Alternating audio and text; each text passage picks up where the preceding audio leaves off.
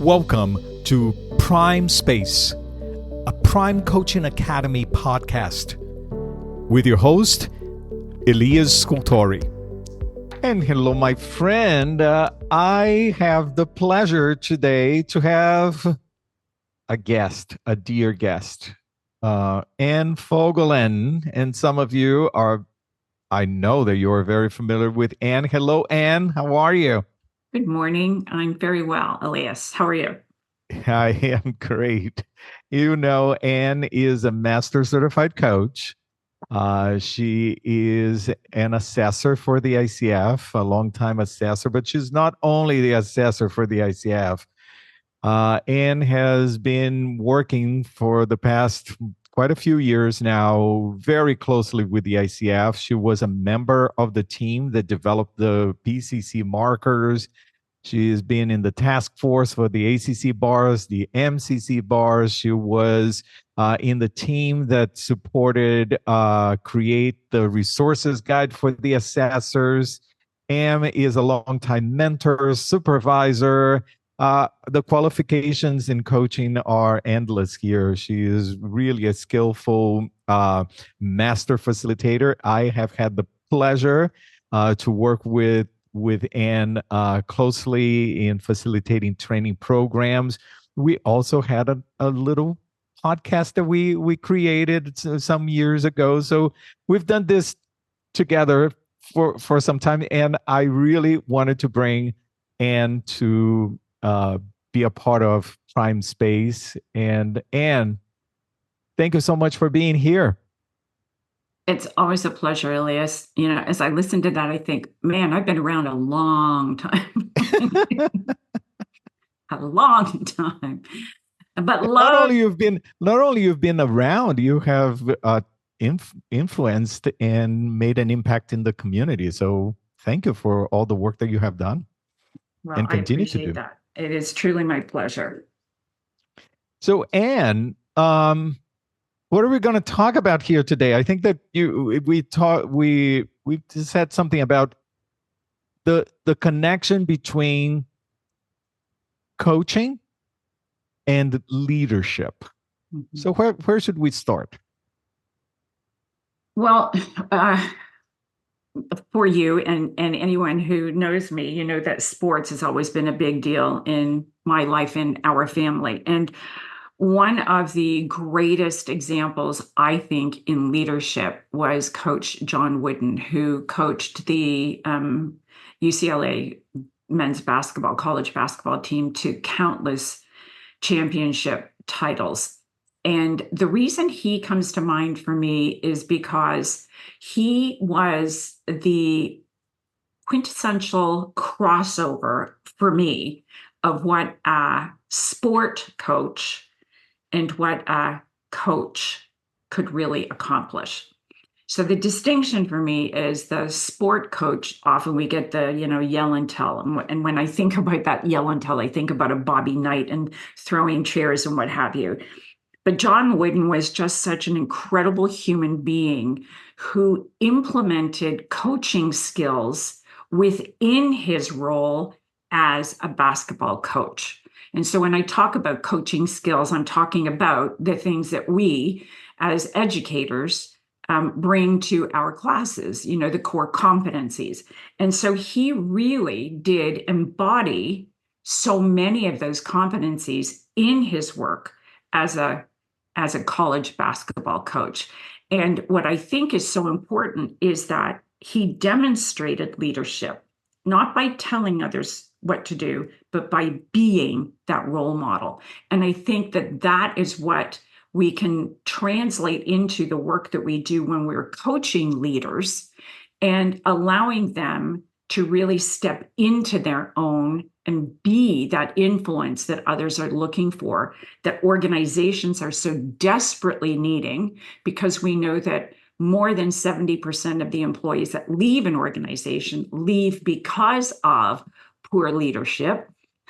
I mean, the ball just keeps rolling on, Elias. So that's kind of where the crossover was for me. And I'm happy to share some of those thoughts if you think that that might be a good place to go. Absolutely. I love this. And I'm always fascinated by this aspect of coach training, coaching skills, and how they are applicable in so many different areas. And here comes leadership, a leader. And oh, how often I am talking with my clients who are leaders of organizations, and all of a sudden there is that particular skill that is like, oh, this is just what that we were talking about in coach training. It's exactly that particular skill. So yeah, so what are the specific coaching skills that a leader would benefit from?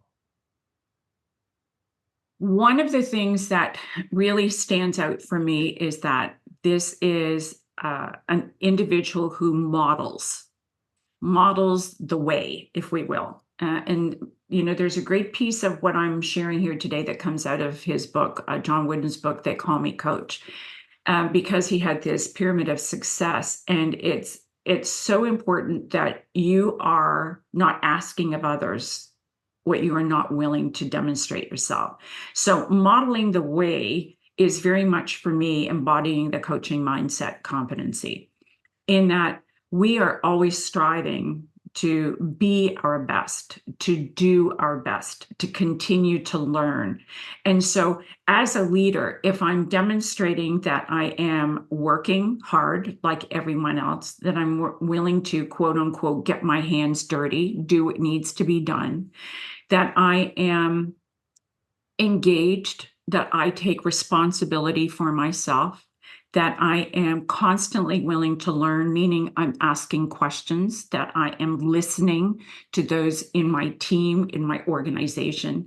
I'm modeling the way. And the bottom line to this is that I don't really care who gets credit for whatever. I don't need to have the accolades. What my goal is to support my team, my organization, in being as successful as possible. And so when I model that way, it's easier to influence those to follow along.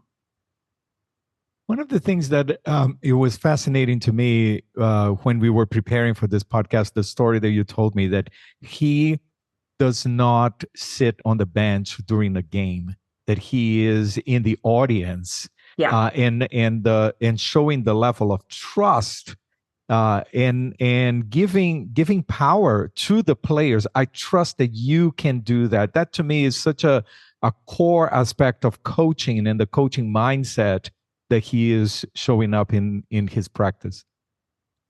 So here's the crossover again. The drills, the practices, they would be introduced to drills on the floor.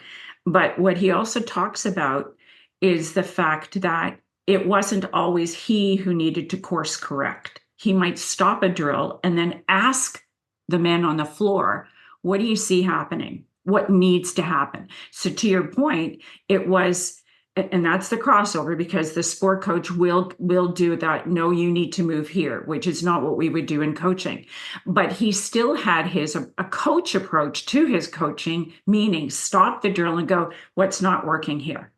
What do you see happening? What needs to happen? What can you do to modify? So there was still a coach approach to that. So to your point, the trust in the individuals he had recruited. So his whole recruitment process was even different. It wasn't that he was looking only for the most skilled, but he was looking for men of character. And that was really interesting too, because, as all sports will have it, you have egos. And he did not think twice about sitting an ego on the bench, even if it were the best player, because it was in the best interest of the team as a whole, long term. So that would be a leader in an organization not accepting poor behavior from a team member, that there are consequences to our behavior. And so being egotistical is not going to support the team moving forward. So in that trust process, he would have his assistant coaches on the bench, And they didn't have much to say because, again, it was the trust of the men on the floor that they could analyze a situation in the moment, course correct as needed, and then move on. And he was up in the stands. And so then we did the game tape review, right? And we do that as coaches. I do that. If I've worked with a leader in whatever it is that they want to bring to a meeting, then we do a game tape review if that's what the leader is looking for. Let's do an analysis of what went really well in that meeting. What changed for you? How were you different in the meeting that created the change that you were looking for? Those types of things. It's so beautiful to hear this story and how you're describing this.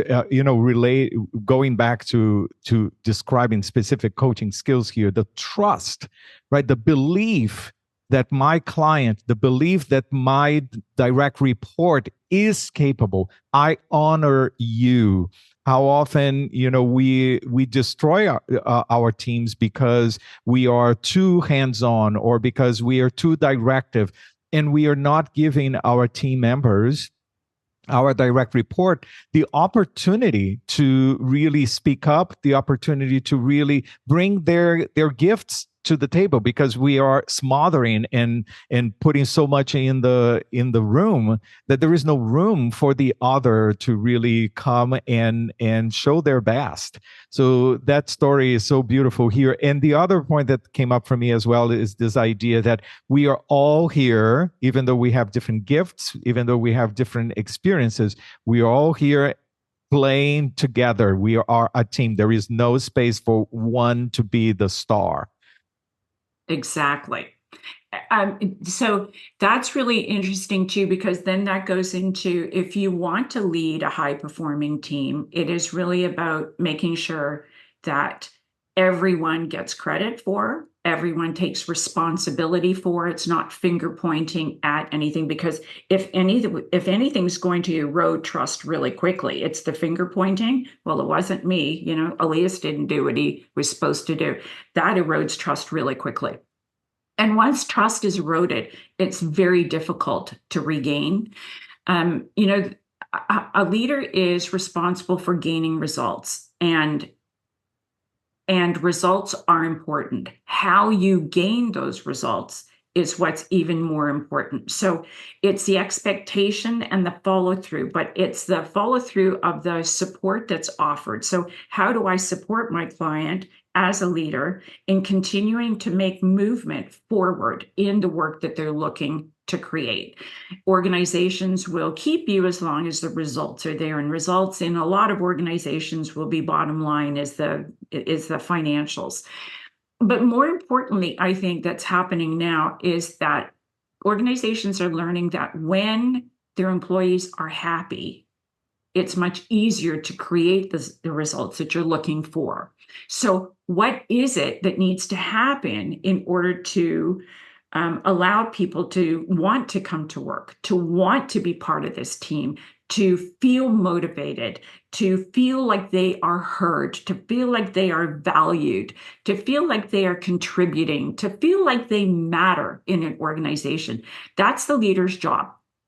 And when we can flip those numbers around, that 70% of our employees are engaged, that they want to be there, it will be amazing what will be created.